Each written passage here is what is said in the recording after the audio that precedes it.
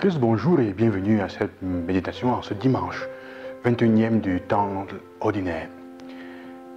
Si on commençait pour toi la phrase « Plutôt mourir que d'abandonner », qu'est-ce que tu mettrais à la fin? Plutôt mourir que d'abandonner quoi? Les textes d'aujourd'hui ont un parallèle qui nous permet de résumer peut-être de cette façon ces textes. Israël dit « Plutôt mourir que d'abandonner le Seigneur qui nous a fait sortir d'Égypte. » En effet. Parce que Josué lui demande, tu dois choisir. Maintenant, c'est le temps de choisir. Choisir entre le Dieu qui t'a, entre les dieux que tu as du passé et les dieux du présent et le Seigneur, ton Dieu, qui t'a libéré.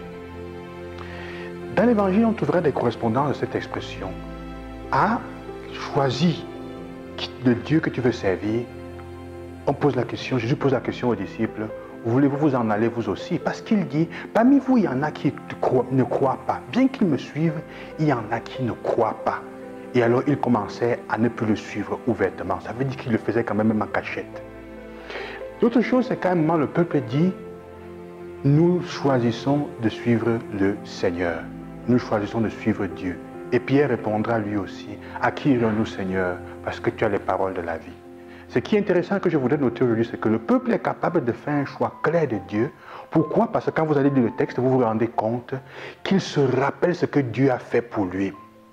Il se rend compte de tout ce que Dieu a fait pour lui. Si on n'est pas capable de voir dans notre vie des éléments concrets, des moments concrets où l'amour de Dieu s'est manifesté pour nous, où Dieu est intervenu dans notre vie, on ne choisira jamais de façon claire et définitivement le Seigneur.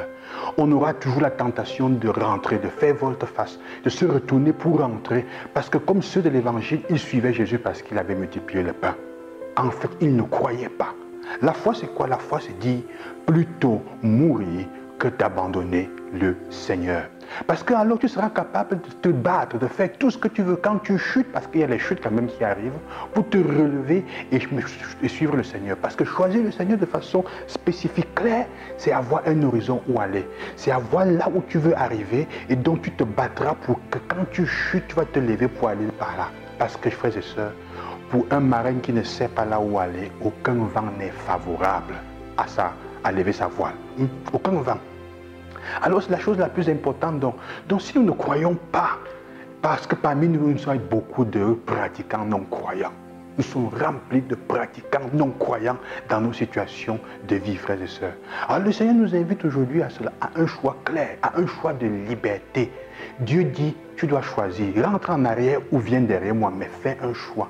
Parce que si tu ne choisis pas, ou si tu vas finir par choisir quelqu'un d'autre, un autre Dieu. Alors pose-toi la question, qu'est-ce que je suis aujourd'hui? Qu'est-ce que j'ai, comment dire, qui est-ce que je sers? Et qu'est-ce que je sers aujourd'hui vraiment? Je me sers moi ou je suis en train de servir le Seigneur? Et si tu ne fais pas de choix clairs, le diable te choisit. Comme disait quelqu'un. Tu ne choisis pas Dieu, le diable te choisit. Quelle que soit la situation, il y a toujours un choix à faire et tu finis par te retrouver dans une situation de choix.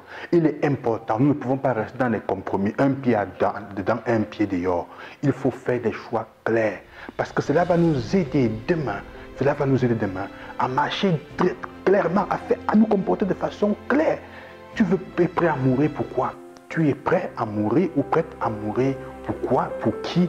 Pour quelle raison? Si tu ne trouves pas ce pourquoi tu es prêt à donner ta vie maintenant, tu n'iras pas loin. Ta foi n'est pas assez forte, frères et sœurs. Ta foi n'est pas assez forte. Alors on sera capable de dire comme Pierre, à qui irions-nous, Seigneur? Parce que tu as les paroles de la vie éternelle. Le Seigneur a les paroles qui donnent notre vie, redonnent vie à notre corps, à notre cœur, à ce que nous sommes, frères et sœurs. Mais ce que je voudrais terminer, avec quoi je voudrais terminer en insistant, ce sur quoi je voudrais insister, c'est ceci. C'est vraiment le fait que pour choisir Dieu, il faut que tu te rendes compte dans ta vie, que tu sois capable de dire, ici j'ai vu que Dieu m'a aidé. Ici, c'est le Seigneur qui m'a libéré. Comme Israël dit, ici, c'est lui qui nous a fait sortir de ceci, qui nous a donné la vie, qui m'a fait vivre ici. Si tu n'es pas capable d'avoir des moments clairs, tu seras toujours en train de faire la danse mafia. 2 pas en avant, 2 pas en arrière, 1 pas en avant, 2 pas en arrière. C'est inévitable. Et alors, notre foi ne sera basée que sur on s'accrochera sur les choses qu'on voit, le pain que Dieu donne. Si on ne voit pas, on n'ira pas loin. Que le Seigneur vous accompagne et qu'il vous donne la grâce vraiment de déceler dans votre vie les moments où Dieu vous a aidé, où il a été présent avec vous. C'est le devoir de cette semaine. Est-ce que j'arrive à voir la présence de Dieu où il agit dans ma vie?